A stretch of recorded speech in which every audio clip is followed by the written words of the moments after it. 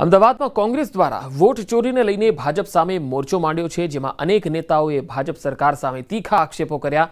કોંગ્રેસના નેતાઓએ દાવો કર્યો કે ભાજપ ચૂંટણીમાં વોટ ચોરી કરીને સત્તામાં આવી રહી છે અને ગુજરાતમાં લાખો બનાવટી મતદારો છે। રાહુલ ગાંધીના નેતૃત્વ હેઠળ શરૂ થયેલ આ અભિયાન હવે સમગ્ર દેશમાં તેજ ગતિએ આગળ વધી રહ્યું છે।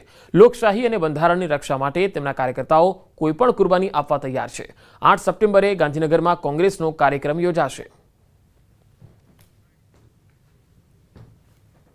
डिसेम्बर 2027 सुधी आ एक बूथ में जवुं छे, एक घेर पहोंचीशुं, एक मतदार ने मळीशुं, मतदार यादी हाथ में राखी एनी चकासणी करीशुं अने ज्यां ज्यां वोट चोरो छे एने पकड़ीने बजार में खुल्ला पाडीशुं। आज आपणे संकल्प लईने जवानो छे। तो 8 સપ્ટેમ્બરે ગાંધીનગરમાં કોંગ્રેસનો આ કાર્યક્રમ વોટ ચોરીના આરોપ સાથે કોંગ્રેસનું અભિયાન છે અને ઘરે ઘરે લોકો સુધી આ મુદ્દાને લઈ જશે। અમદાવાદ ખાતે મુખ્યમંત્રી ભૂપેન્દ્ર પટેલે ગણેશ પંડાલના દર્શન કર્યા। બોડકદેવ સ્થિત ગણેશ પંડાલના દર્શન કરવા તેઓ પહોંચ્યા। ભૂપેન્દ્ર પટેલ સાર્વજનિક ગણેશ મહોત્સવમાં પહોંચ્યા હતા। વસ્ત્રાપુર સ્થિત ગણેશ પંડાલમાં દર્શન કરવા માટે પણ તેઓ આવ્યા હતા। અહીંયા મોટી સંખ્યામાં સ્થાનિક જે ભક્તો હતા તેઓ પણ હતા, રહીશો પણ તેમની સાથે જોડાયા હતા। તો સીએમ ભૂપેન્દ્ર પટેલે બોડકદેવ અને વસ્ત્રાપુરમાં અલગ અલગ ગણેશ પંડાલોમાં દર્શન કર્યા હતા। ગણેશજીને સમક્ષ શીશ ઝુકાવ્યું હતું અને સાથે જે ભક્તો હતા, ગણેશ પંડાલના જે આયોજકો હતા તેમની સાથે ટૂંકો સંવાદ પણ કર્યો હતો। મુખ્યમંત્રીના આગમનથી સ્થાનિક લોકોમાં પણ આનંદનો માહોલ જોવા મળ્યો।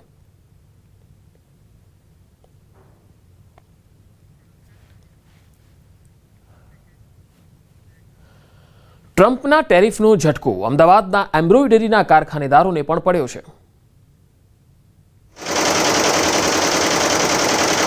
કાપડ ઉદ્યોગ માટે એક સમયે માન્ચેસ્ટર કહેવાતા અમદાવાદમાં આજે એમ્બ્રોઇડરીના કારખાના બંધ કરવાની નોબત આવી ગઈ। અમદાવાદનો એમ્બ્રોઇડરી ઉદ્યોગ મંદીમાં સપડાયો। શહેરના નિકોલ, બાપુનગર, વસ્ત્રાલ, નરોડામાં એક સમયે એમ્બ્રોઇડરીના મશીનોનો અવાજ દૂર દૂર સુધી કાનમાં ગૂંજતો હતો, પરંતુ હવે સ્થિતિ બદલાઈ ગઈ છે। હવે આ મશીનનો અવાજ ધીરે ધીરે બંધ થઈ રહ્યો છે। તેમાં પણ હવે અમેરિકાએ ભારત પર નાખવામાં આવેલા 50% ટેરિફની અસર પણ ધીમે ધીમે થવા માંડી છે। ટેરિફની સૌથી વધુ અસર હીરા ઉદ્યોગ પર થઈ છે, જેની સાથોસાથ હવે એમ્બ્રોઇડરીના કારખાના પણ બંધ થઈ ગયા છે। આવા જ એક એમ્બ્રોઇડરીના કારખાનેદારનું કહેવું જોઈએ કે તેમને અગાઉ 12 કારીગરો હતા, હવે તેના સ્થાને ફક્ત 2 જ કારીગરો હતા। તો અગાઉ ક્રેડિટ પર ધંધો ચાલતો હતો અને આજે રોકડથી વેપાર થઈ રહ્યો છે। ટ્રમ્પના ટેરિફથી ખૂબ મોટો ઝટકો પડ્યો હોવાનું પણ કારખાનેદારોનું માનવું છે। એક સમયે નવરાત્રિમાં રેડીમેડ જબ્બાઓ સૌથી વધુ રાજ્યભરમાં અને રાજ્ય બહારથી વેચાતા હતા, પરંતુ આજે 24 કલાક ધમધમતા કારખાનામાં મંદી જોવા મળી રહી છે। દમણના દરિયાકાંઠા પર આતશબાજી સાથે યોજાયો મોન્સૂન ફેસ્ટિવલ।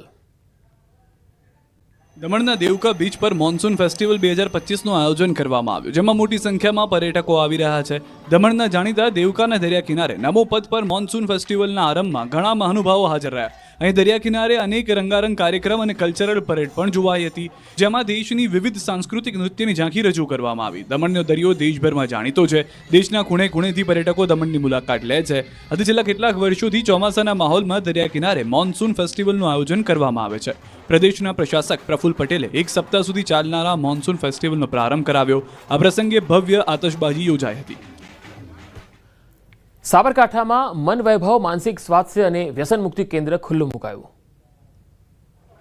સાબરકાંઠાના અમદાવાદ હિંમતનગર હાઈવે પર વિશ્વ કક્ષાનું પુનર્વસન અને સુખાકારી કેન્દ્ર મન વૈભવ ખુલ્લું મુકાયું। પ્રાંતિજ પાસે આવેલા વાઘપુર ગામે મન વૈભવ માનસિક સ્વાસ્થ્ય અને વ્યસન મુક્તિમાં એક નવો માપદંડ સ્થપાયો છે।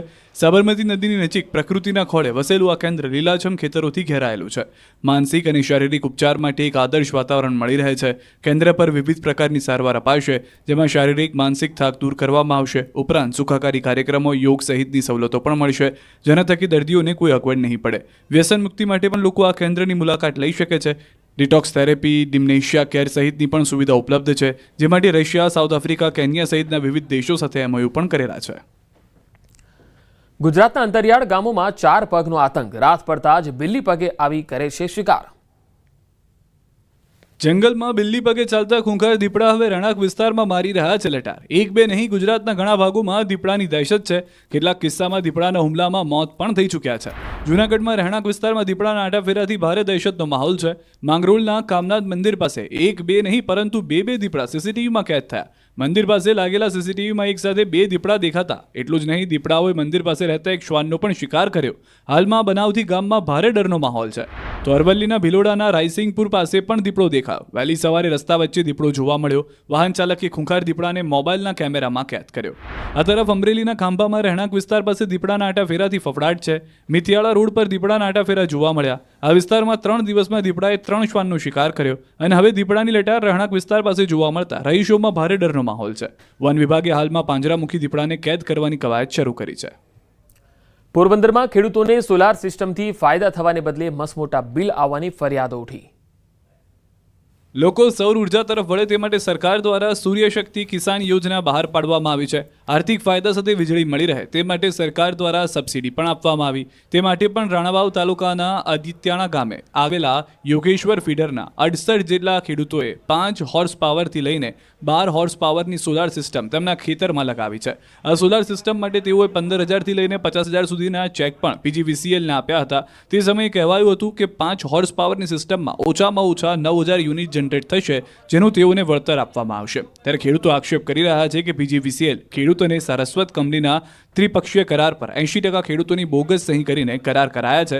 તો ખેડૂતોને જે વાયદાઓ કરવામાં આવ્યા હતા તે કોઈ યુનિટ જનરેટ થયા નથી. સામે ખેડૂતોને 50,000થી લઈને 2 લાખના બિલો